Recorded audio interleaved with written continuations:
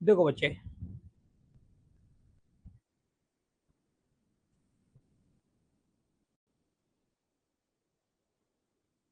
First जुलाई 2021 को alpha limited ने purchase किया है बच्चे second hand machinery ₹420,000 and spend किए हैं 3,000 on reconditioning and installing it. तो बच्चे इसकी ओरिजिनल कॉस्ट होगी 23,000। इस मशीन की ओरिजिनल कॉस्ट होगी 23,000। 20,000 रुपए में परचेज किया है और 3,000 रुपए इस पर खर्च किए हैं। बच्चे साथ साथ आप ये भी देखते जाएं कि आपका अकाउंटिंग ईयर एंड कब हो रहा है। ये देखिए सबसे लास्ट में लिखा होगा अकाउंटिंग ईयर जो एंड है वो 31 मार्च 2024 को हो रहा है। यस, यानी अकाउंटिंग ईयर एंड होता है 31 मार्च को। ये लिखा हुआ है the accounts are closed every year on 31 March. तो बच्चे 1 जुलाई 2021 ये आपका होगा 2021-22 का ट्रांजैक्शन, 21-22 का ट्रांजैक्शन। यस, इसके बाद बच्चे 1 जनवरी 2022 को firm purchase new machinery worth ₹12,000। Firm ने खरीदी नई मशीनरी 12,000 की। बच्चे ये जो है ये आएगा आपका 2023-22-23 अकाउंटिंग ईयर में। नो, गलत हो गया। 1 जनवरी 2022 ये आएगा आपका 21-22 में ही, 2021-22, क्योंकि मार्च 31 2022 को एंड होगा अकाउंटिंग ईयर और ये कौन सी डेट है 1 जनवरी। On 30 June 2023 the machinery purchase on 1 January 2022 was sold for 8,000। 30 जून को जो सेकंड मशीन है जो 1 जनवरी 2022 को खरीदी गई है उसको बेच दिया गया 8,000 रुपए में। ये आपका आएगा बच्चे 2023-24 अकाउंटिंग ईयर का ट्रांजैक्शन है। और बच्चे 1 जुलाई 2023 को एक फ्रेश प्लांट पर इंस्टॉल किया गया जिसका पेमेंट बच्चे इस तरीके से होना है 1 जुलाई को 5,000 रुपए, 30 जून को 6,000, 30 जून को 2025 में 5,500, यानी इंस्टॉलमेंट में पेमेंट होना है। पहला पेमेंट होना है 1 जुलाई को 2023 को, उसके बाद अगला पेमेंट होना है 30 जून 2024 को, उसके बाद अगला पेमेंट होना है 30 जून 2025 को। जो पेमेंट है ना 2024 और 25 में उसमें इंटरेस्ट इंक्लूड है 1,000 और 500। इंटरेस्ट होता है रेवेन्यू एक्सपेंडिचर। इंटरेस्ट क्या होता है? Revenue expenditure. कितना इंक्लूड है इसमें? 5,000 रुपए। इसमें कितना इंक्लूड है? 500 रुपए। तो भाई कैपिटल एक्सपेंडिचर कितना हुआ? 5,000 रुपए, 5,000 रुपए। यस, तो भाई जो आपने 1 जुलाई 2023 को यानी कि 2023-24 अकाउंटिंग ईयर में 1 जुलाई को जो परचेज किया ना प्लांट, उसकी जो ओरिजिनल कॉस्ट है वो मालूम कितनी हुई है? 5,000 रुपए प्लस 5,000 रुपए प्लस 5,000 रुपए, कितना होगा? 15,000 रुपए। 15,000 रुपए अपन आप जब इंस्टॉलमेंट पर भी खरीद के लाएंगे ना मशीनरी, जब इंस्टॉलमेंट पे भी खरीद के लाएंगे तो भाई पेमेंट तुम किस्तों में करोगे, इंस्टॉलमेंट में करोगे, लेकिन मशीन तो पहले दिन ही तुम्हें पूरी मिल जाएगी। जैसे कार लेके आते हैं इंस्टॉलमेंट में, तो ये थोड़ी अपन ने 2 लाख रुपए दिए तो 2 लाख की आधी कार काट के देगा आप। पूरी कार ले जाओ और किस्तें जमा करते जाओ। जब पूरी किस्त जमा हो जाएंगी तब ऑनरशिप मिल जाएगी। आगे की किस्तों में क्या होता है बच्चे? ब्याज भी शामिल होता है, लेकिन ब्याज कैपिटल एक्सपेंडिचर नहीं माना जाएगा। कार की कीमत थोड़ी मानी जाएगी क्या? इंस्टॉलमेंट की सारी कीमतों को प्लस कर लेंगे तो वो कार की कीमत थोड़ी मानी जाएगी, उसमें से ब्याज हटा दिया जाएगा। जब इंश्योरेंस कराते हैं ना तो कार की कीमत निकाली जाती है। किसी निकाली जाती है? कार की। तो कार की कीमत कैसे निकालेंगे? जो कार की कॉस्ट होगी वो। तो यहाँ पे कॉस्ट कितनी है बच्चे, 15,000 रुपए। The company rights of 10% per annum और ओरिजिनल कॉस्ट। ओरिजिनल कॉस्ट का मतलब होता है स्ट्रेट लाइन मेथड। यहाँ पे कंपनी डेप्रिसिएशन रिटर्न ऑफ करेगी बच्चे 10% पर एनम, वो भी original cost per. Accounting year and होता है 31 मार्च और शो करना है मशीनरी अकाउंट। आपको कब तक शो करना है, 31 मार्च 2024 तक। ओके, तो टोटल कितनी मशीन हैं, प्लांट एंड मशीनरी हैं 3।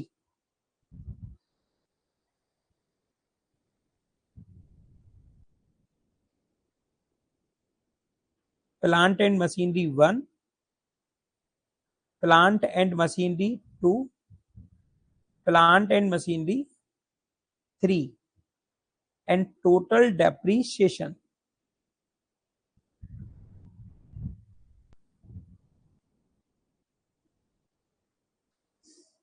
फर्स्ट जुलाई 2021 परचेज 20 प्लस 3,000 23,000।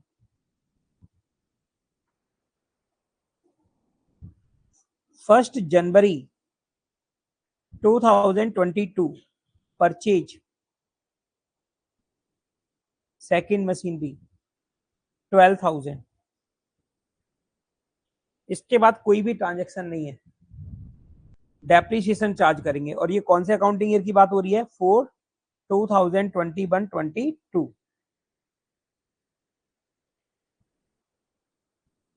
31 मार्च 2022 डेप्रिसिएशन।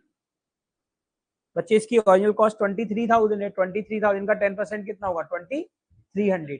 लेकिन हमने इसको यूज कब से स्टार्ट किया है, 1 जुलाई को खरीदा है ना, तो 9 महीने, कितने महीने, 9 महीने। 2300 पर 9/12 1725 और 12,000 पर 10% कितना हुआ, 1200। लेकिन हमने खरीदा कब है, 1 जनवरी को, तो कितने मंथ्स हुए, 3 महीने, 3 महीने। 1200 into 3/12 300। Total depreciation 2025 2025।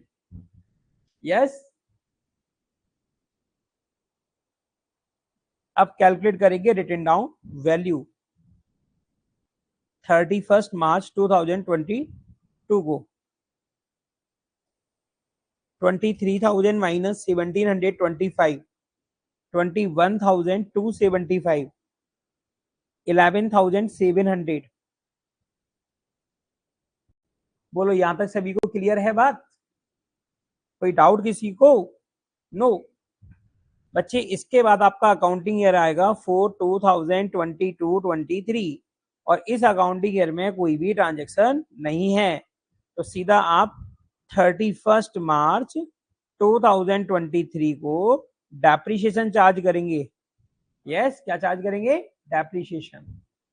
M plant and machinery 1 पर बच्चे 2300 क्योंकि पूरे साल यूज किया, और प्लांट एंड मशीनरी सेकंड पर 1200 2300 प्लस 1200 टोटल होगा 3500।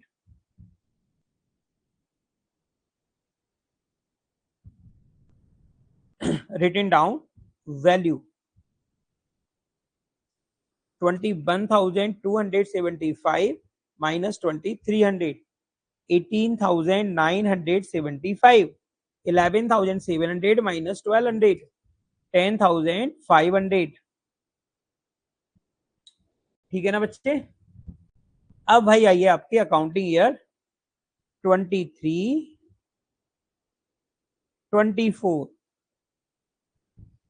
यस, इस अकाउंटिंग ईयर में आपने 30 जून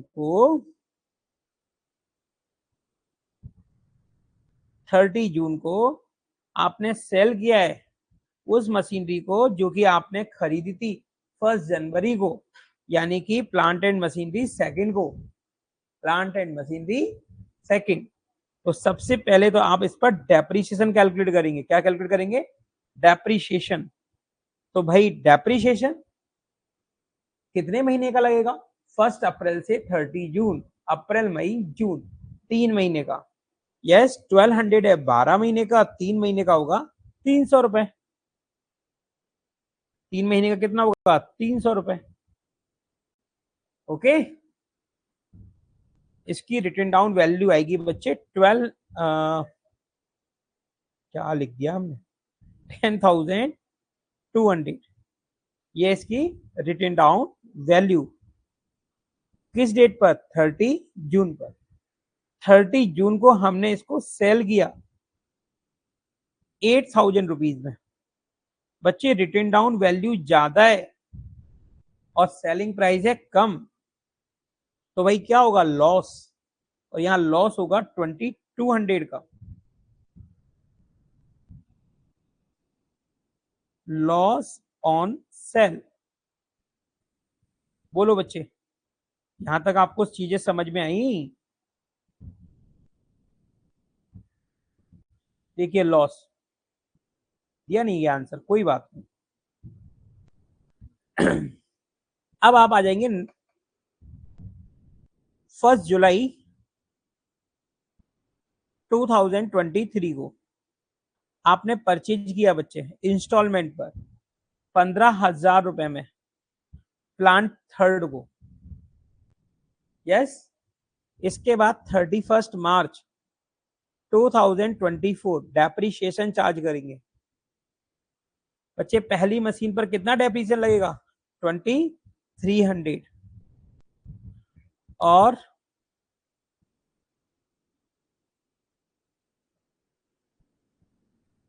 इस पर लगेगा बच्चे, टोटल डेप्रीशिएशन होता है 1,500, लेकिन हमने इसको यूज कितना किया है? 1 जुलाई से 31 मार्च, 9 महीने।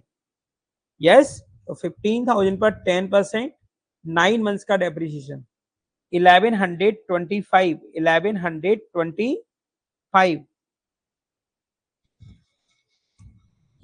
13,875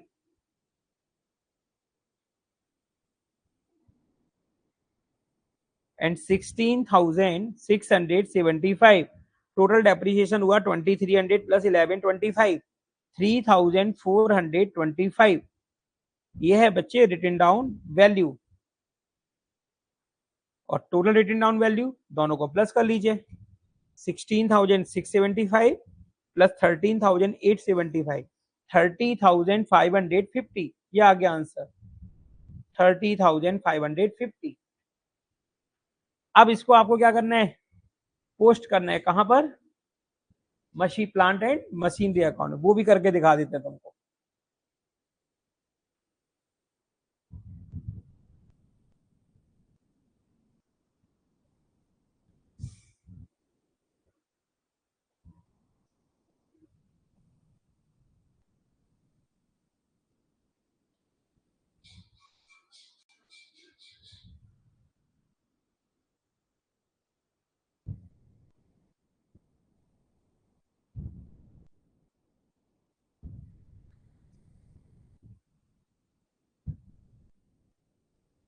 करें स्टार्ट?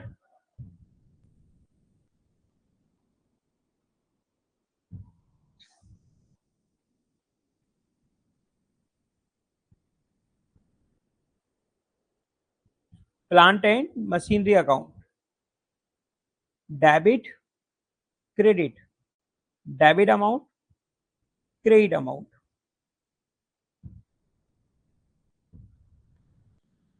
अभी अपन कौन से अकाउंटिंग ईयर के लिए अकाउंटिंग करेंगे?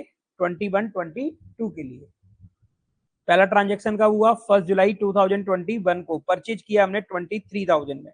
लिखेंगे डेबिट में 2021 जुलाई 1 टू बैंक अकाउंट 23,000। इसका अगला ट्रांजैक्शन कब हुआ? 1 जनवरी 2022 को। परचेज किया है 12,000, 2022 जनवरी 1 टू बैंक अकाउंट 12,000। इसके बाद भाई 31 मार्च को डेप्रिसिएशन लगाना है टोटल 2025, तो 2022 मार्च 31 बाई डेप्रिसिएशन अकाउंट 2025। अब करेंगे भाई बैलेंस, यहाँ पे जो आएगा वो टोटल बैलेंस आएगा दोनों का, by balance carry down 23 plus 12 35,000, 35,000 में से माइनस किया 2025, ये आएगा 32,975।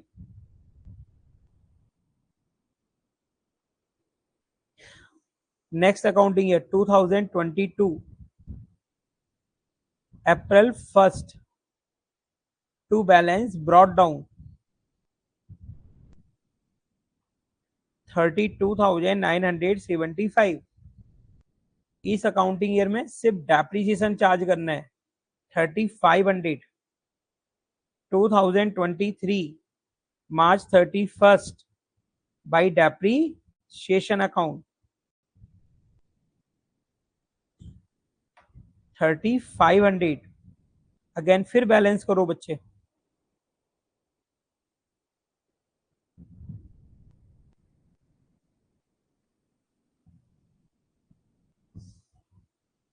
$3,500, 29,475 by balance carry down, by balance carry down 2023 April 1 to balance brought down 29,475। 30 जून को डेप्रिसिएशन लगाना है बच्चे 300, 2023 जून 30 बाई डेप्रिसिएशन अकाउंट 300। इसके बाद आप सेल लिखेंगे बच्चे 30 जून को ही 8,000 क्रेडिट साइड में बाई बैंक अकाउंट ब्रैकेट में सेल 8,000। इसके बाद आप लॉस लिखेंगे बच्चे इसी डेट पर 2,200 by profit and loss account या लॉस ऑन सेल 2,200। इसके बाद भाई 1 जुलाई को आपने परचेज किया 15,000 का लिखेंगे, जुलाई 1 टू बैंक अकाउंट 15,000। इसके बाद 31 मार्च 2024 को डेप्रिसिएशन लगाना है 3,425, 2024 मार्च 31 by depreciation account 3,425। Okay, balance करेंगे बेटा, टोटल होगा 29,475 प्लस 15,000 44,475 माइनस करेंगे इसमें से, माइनस का 300, 8,000, 2,200 and 3,425, 30,550 by balance carry down 2024 April 1 to balance brought down 30,550। Yes बच्चे, आया समझ में? कोई डाउट?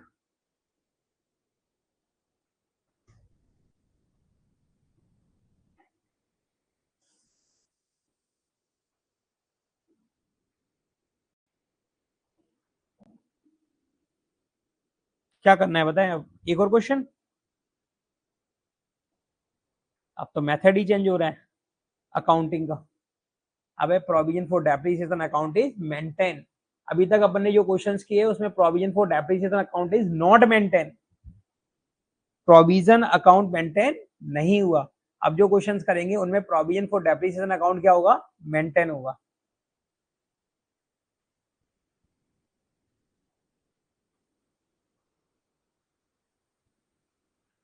हाँ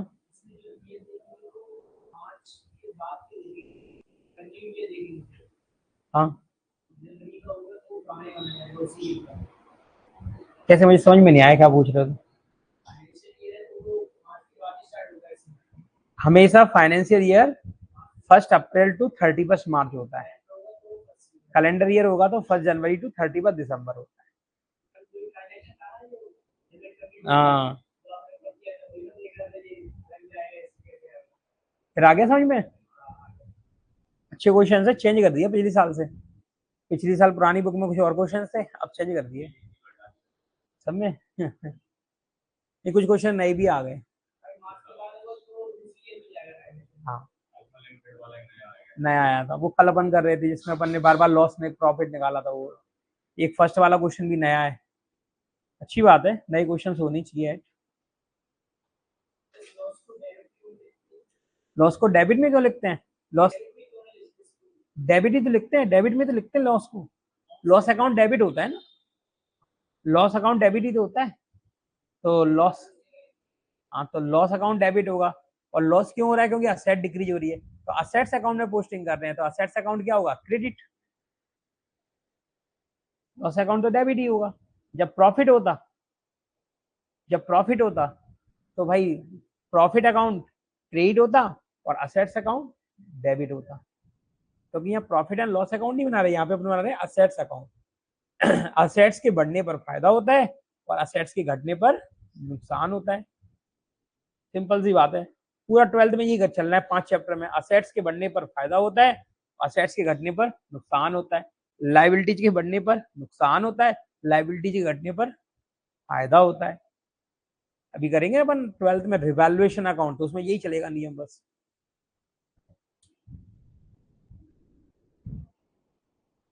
ओके, नया टॉपिक कल स्टार्ट करेंगे, ठीक है। कल तुम्हारी ऑफलाइन ही क्लास रहेगी, ऑनलाइन नहीं रहेगी, लेकिन टाइम शाम को 5 से 6 ही रहेगा। मैम का चेंज करा देंगे, ठीक है।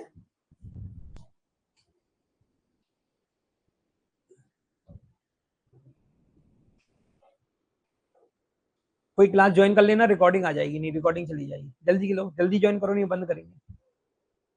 एक ही बच्चा ज्वाइन नहीं करेगा क्लास को तो फिर रिकॉर्डिंग नहीं आती ऐप पर कोर्स में।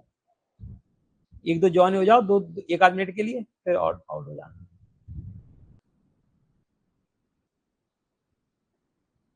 तुमने कल क्लास क्यों नहीं ली। हाँ क्लास टाइम पे आती, नोटिफिकेशन आ जाता होगा। हाँ, आता है नोटिफिकेशन, मोबाइल लाई हो।